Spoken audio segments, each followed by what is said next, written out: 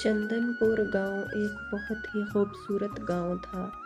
वहाँ की आबो हवा सरजमीन दिल को खुशी और सुकून देती थी। परिंदे चहचहाते थे।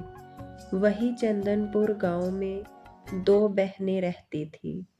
छोटी बहन थी पूजा, जो बहुत ही गरीब और बेकार सी झोंपड़ी में रहती थी। वो बहुत उदास रहती थी। उसकी आंखों में हर वक्त उसके ख्वाब नजर आते थे, लेकिन वो किसी से कहती नहीं थी। वो अपनी जिंदगी बहुत ही दुखों दुखों में गुजार रही थी। उसका किचन भी इस तरह का था कि वहाँ बैठने का भी दिल नहीं करता था। उसके किचन में हर तरफ मट्टी गिरती थी। उसका शोहर कलश, जो एक आवारा निकम्मा था, जो बिल्कुल भी काम नहीं करता था। कलश हर वक्त घूमता रहता पूरे गांव में, और इसको अपने घर की कोई फिक्र और अपनी बीवी की भी कोई फिक्र नहीं थी। जबकि दूसरी तरफ उसकी बड़ी बहन लक्ष्मी, जिसका घर किसी महल से कम नहीं था, वो बहुत ही खुशहाली की जिंदगी गुजार रही थी। उसके घर में किसी भी चीज़ की कमी नहीं थी। उसके घर में हर आशाइश थी जो वो चाहती थी। वो बहुत ही खुश थी। उसकी सोच से ज़्यादा उसकी ज़िंदगी में सुकून और खुशी थी। लक्ष्मी के किचन में हर चीज़ किसी शाही महल के किचन से कम नहीं थी। उसके किचन में बहुत ही बढ़िया बढ़िया खाने बनते थे। उसकी हर चीज़ ऑटोमेटिक थी। यहाँ तक कि उसका गैस का चूल्हा भी ऑटोमेटिक था। खाना बनकर खुद ही तैयार होता था। खाना तैयार होने के बाद उसका चूल्हा खुद ही बंद हो जाता था। उसका घर बहुत ही प्यारा और उसकी ज़िंदगी बहुत खुशहाली से गुजर रही थी। लक्ष्मी का पति धर्मवीर एक बहुत ही नरम दिल का इंसान था। उसकी खेत में जितने भी लोग काम करते थे, वो उनके साथ बहुत ही नरमी के साथ पेश आता था। इसी वजह से सभी लोग उसी की खेतों में काम करना पसंद करते थे। एक दिन पूजा ने अपने पति से कहा, सुनो कलिश, कल घर का मकान मालिक आया था और वो मुझसे किराए के पैसे मांग रहा था। तुम उसको किराया क्यों नहीं दे रहे? देखो पूजा, अभी मेरे पास किराया नहीं है। जब मेरे पास पैसे आएंगे तो मैं उसको किराया दे दूंगा। तुम मेरा सर मत खाओ अभी। पूजा बेचारी अपने किचन में चली जाती है और जाकर अपने पति के लिए खाना बनाती है। वो बहुत डरी डरी और सहमी सहमी रहती थी। उसके पति ने उसको बहुत ही तंग किया था। इसी तरह रात हो गई थी। देखो बहन पूजा, बहुत हो गया। मैंने तुम्हारे पति कलिश से अपने घर का किराया मांगा, लेकिन उसने मुझे इनकार कर दिया। अब बहुत हो गया। पूजा ने मालिक मकान से कुछ दिन की मोहलत ली और उसे माफ़ी मांगी और उसको वापस भेज दिया। अगली सुबह हो जाती है। अरे देखो कलिश, बहुत हो गया। अब मुझे मेरे घर का किराया चाहिए। मैं और इंतज़ार नहीं कर सकता। मुझे किराया दो। मेरे पास अभी किराया नहीं। जब मेरे पास पैसे आएंगे तो मैं तुम्हें किराया दे दूंगा। अभी तुम जाओ यहाँ से। हम तुम्हारा ये घर छोड़ देते हैं। ऐसा कहने के बाद कलिश और पूजा वो घर छोड़कर वहां से चले जाते हैं। पूजा अपने मन में बहुत उदास और सोचों में गुम थी कि वो अब क्या करे और कहाँ जाए। कलिश और पूजा दोनों पूजा की बहन की तरफ चले जाते हैं। पूजा बहुत चुप चुप थी कि वो अपनी बहन से क्या कहेगी जाकर। अरे पूजा और कलिश, तुम दोनों का यहाँ कैसे आना हुआ? मैं तुम दोनों को देखकर बहुत खुश हुई। चलो चलो अंदर चलते हैं, अंदर चलकर बातें करते हैं। अरे दीदी, आपसे कुछ बात करनी थी, लेकिन मुझे समझ नहीं आ रहा कि कैसे करूं।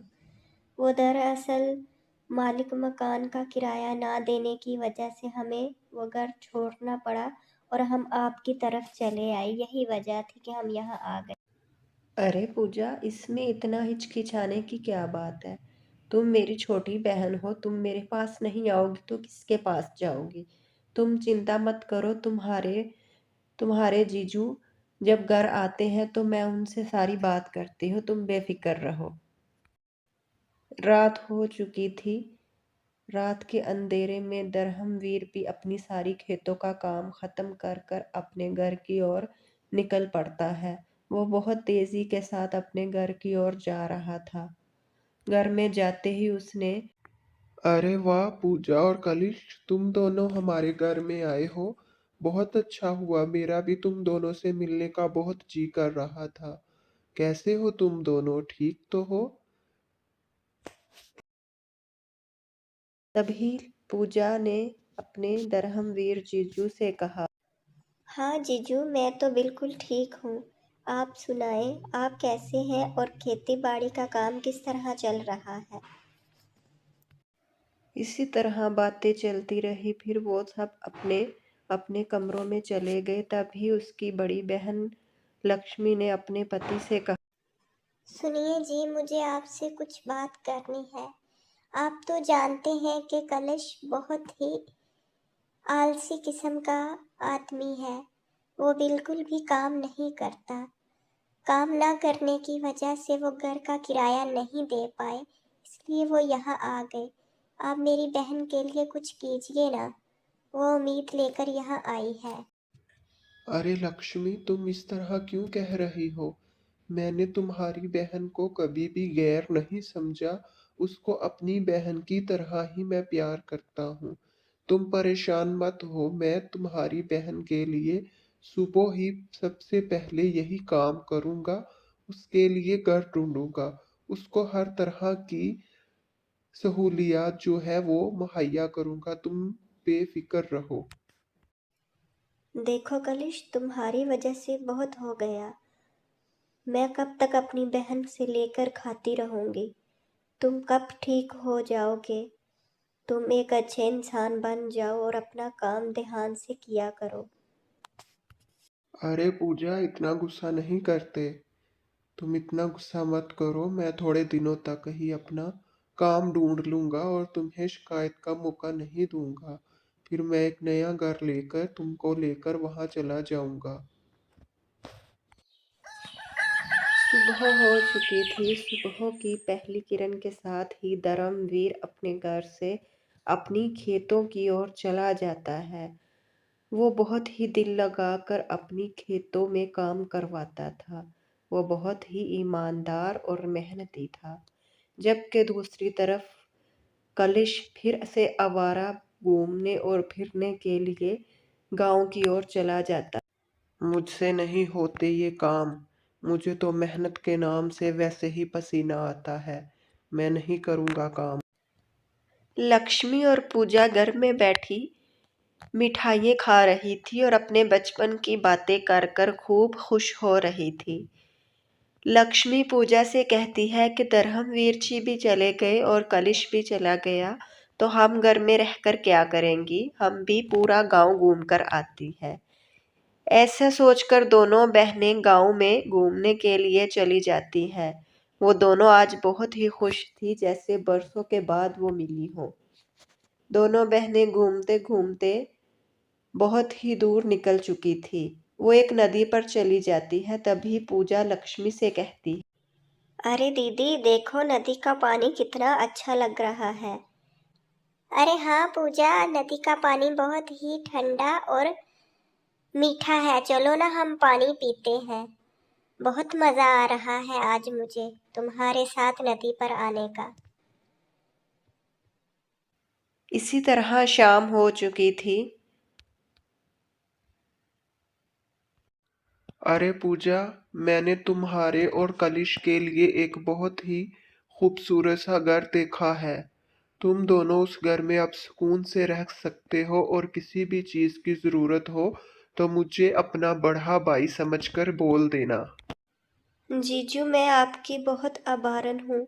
मैं आपका कैसे शुक्रिया अदा करूँ। सच में आप एक बहुत अच्छे इंसान हैं।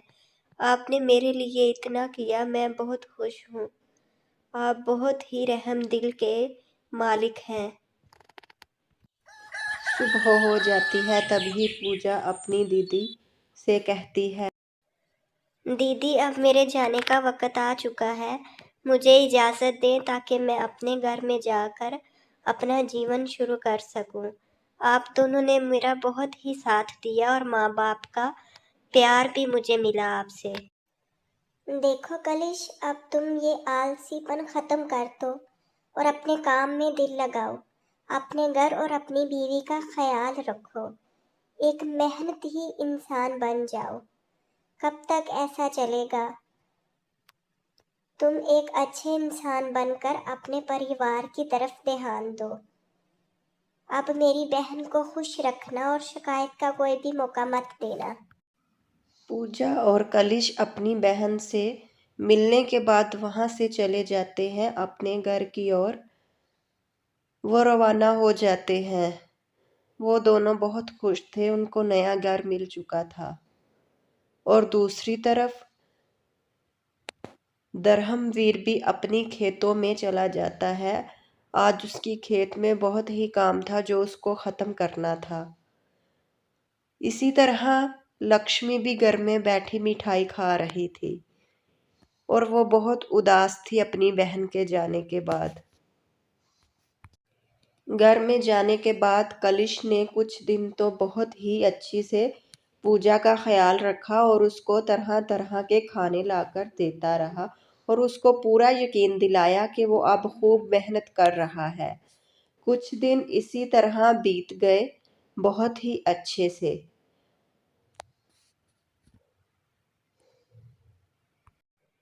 अरे ऊपर वाले, आज इतनी सर्दी और बर्फबारी हो रही है, लेकिन ये कलिश पता नहीं कहाँ चला गया है।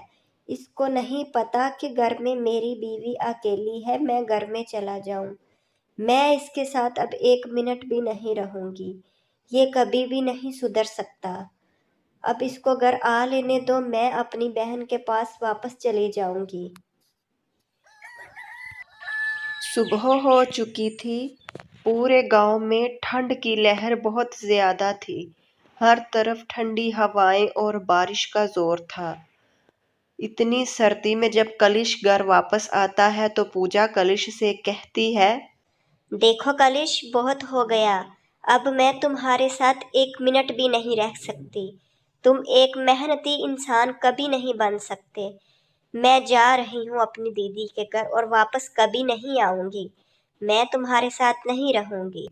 तभी कलिश पूजा से कहता है, देखो पूजा, तुम थोड़ा सा वक्त दे दो मुझे। मैं आहिस्ता आहिस्ता हर चीज ठीक कर दूंगा। तुम्हें हर आसानी और अच्छी जिंदगी दूंगा। लेकिन पूजा कलिश की कोई भी बात नहीं सुनती और उसका घर छोड़कर अपनी दीदी के घर चली जाती है। पूजा बहुत ही उदास और दुखी थी कि उसकी किस्मत ने उसके साथ ये क्या खेल खेला है। ऐसा सोचकर वो अपनी बहन के पास चली जाती है और उससे जाकर कहती है, दीदी, मैं आपसे एक बात कहना चाहती हूँ। मैं उस कलिश के साथ अब बिल्कुल भी नहीं रहना चाहती। बहुत हो गया। अब मैं उसके साथ नहीं रहूंगी। कि तभी उसकी दीदी कहती है, हाँ पूजा, अब मैं तुम्हें उस आलसी और निकम्मे के साथ भेजूंगी भी नहीं। उसने बहुत ही दुख दिए हैं तुम्हें। मैं हूं तुम्हारे साथ। तुम मेरे घर में मेरी बेटी बनकर रहोगी। तुम्हें किसी भी चीज की कमी नहीं आने दूंगी। तुम हमेशा मेरे साथ ही रहोगी। तुमने बहुत दुख देख लिए। अब और दुख नहीं देखने दूंगी मैं तुम्हें। प्यारे दोस्तों, इसी तरह पूजा और लक्ष्मी एक दूसरे के साथ रहती हैं। हमें कभी भी इतना वक्त ज़ाया नहीं करना चाहिए कि हम दूसरे को संवारने के चक्कर में अपना वक्त ज़ाया कर दें। जो लोग नहीं बदलना चाहते वो कभी नहीं बदलते। जिनको अपनी गलती का एहसास नहीं होता वो खुद को कभी भी नहीं बदलते। यही मिसाल है कलश की।